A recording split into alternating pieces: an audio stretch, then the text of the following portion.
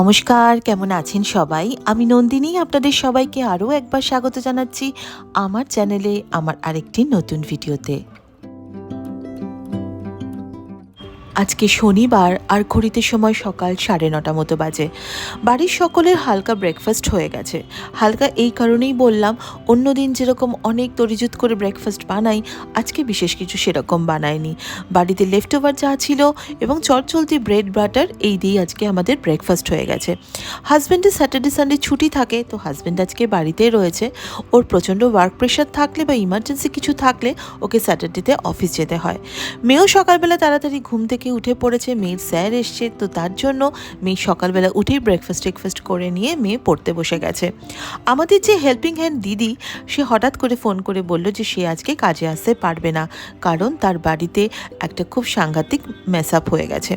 তো সেই জন্য যাই হোক, মানুষের ব্যক্তিগত জীবনে এই ব্যাপারগুলো তো হুটহাট করেই হয়ে যায়, বিপদগুলো না, এগুলো তো আর আগে থেকে কেউ বলে দিতে পারে না। তো যাই হোক, আমিও তাড়াতাড়ি সব কিছু অন্য কাজগুলো করে ঘরকন্নার কাজে লেগে পড়েছি।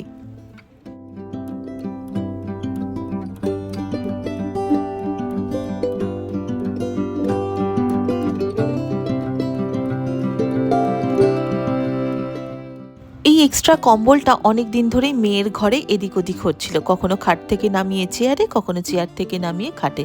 তো আজকে মনে হলো বাড়িতে তো সেরকম কোনো গেস্ট আসার নেই, চটজলদি এই ডিভানটার মধ্যে ঢুকিয়ে দিই। আর এই যে নতুন যে ডিভানটা রাইয়ের জন্য নেওয়া হয়েছে, এটা এত সুবিধা হয়েছে না, হাইড্রোলিক থাকার জন্য খুব একটা লোকের প্রয়োজন পড়ে না এর মধ্যে কিছু ঢোকাতে বা বার করতে গেলে।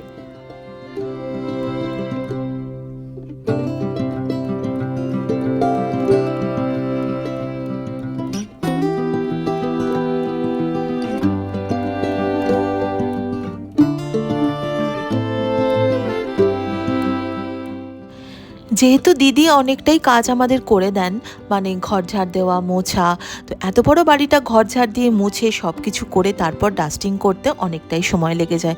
তাই আজকে বাড়ির সবাই বলল যে আজকে আর ডাস্টিংয়ের দিকে যাস না। তো সেই জন্য তাড়াতাড়ি করে একটু ঝড়টার দিয়ে নিয়ে ঘরটা মুছে নেব। আর আমার আজকে একটুখানি বাইরেও বেরোনোর আছে, আমার একটু ইমার্জেন্সি কাজও আছে। তো সেই কাজটা করে এসে তারপরে ভাবছি যে আমি রান্নাটা বসাবো।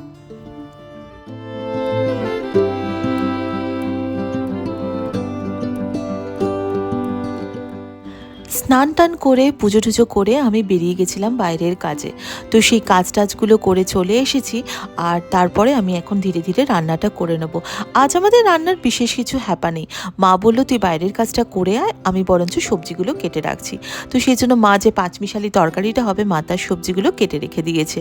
আর আমি ঠাকুরটা পুজো টুজো করে বাইরে চলে গেছিলাম, তারপরে ফিরে এসে বাকি যে রান্নাগুলো করার সেগুলো করে নিয়েছি।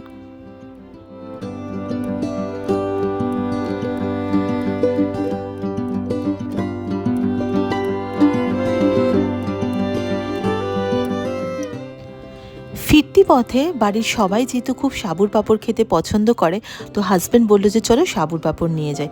জেনারেলি আমরা 11টা 11:30 নাগাদ একটু গ্রিন টি অথবা কফি এগুলো তো খাই। তো তখন একটু না হয় ছুটির দিনে একটু ছুটির আমেজ আর কি, তো এইটা ভেজে খাওয়া হবে। তো যেরকম ভাবা সেরকমই কাজ, চলে এসেছি। আর রান্নাঘরে বসে তাড়াতাড়ি করে আমি এই যে সাবুর পাঁপড়গুলো আছে সেগুলোকে একটু ভেজে নিয়েছি। আর আজকে আর গ্রিন টি না, আজকে একটুখানি বানিয়ে নিয়েছি ব্ল্যাক কফি।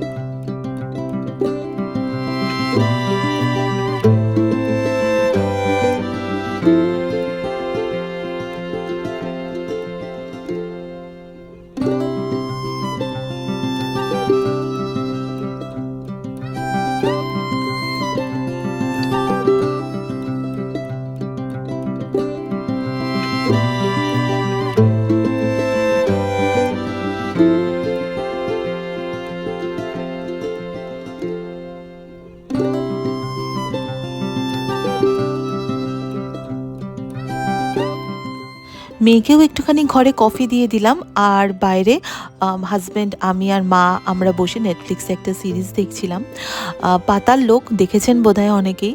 তো আজ ওটা দেখছিলাম, তো ওটা তো অনেকক্ষণ অনেকগুলো এপিসোড তো দেখছিলাম, আর তার সাথে রান্নারও আমি জোগাড়টা করছিলাম। তো ট্যাংরা মাছ করব, তো ট্যাংরা মাছটা আমাদের বাড়িতে সবাই একটুখানি পেঁয়াজ দিয়েই পছন্দ করে, তো সেই জন্য একটুখানি পেঁয়াজটাকে ভালোভাবে কেটে নিয়েছি। আর এখানে বানিয়ে নিচ্ছি ডাল, আর তারপরে মাছটা হলেই আমার মোটামুটি রান্নাটা কমপ্লিট হয়ে যাবে। ওদিকে পাঁচমিশালি যে তরকারি সেটাও কিন্তু অলরেডি হয়ে গেছে।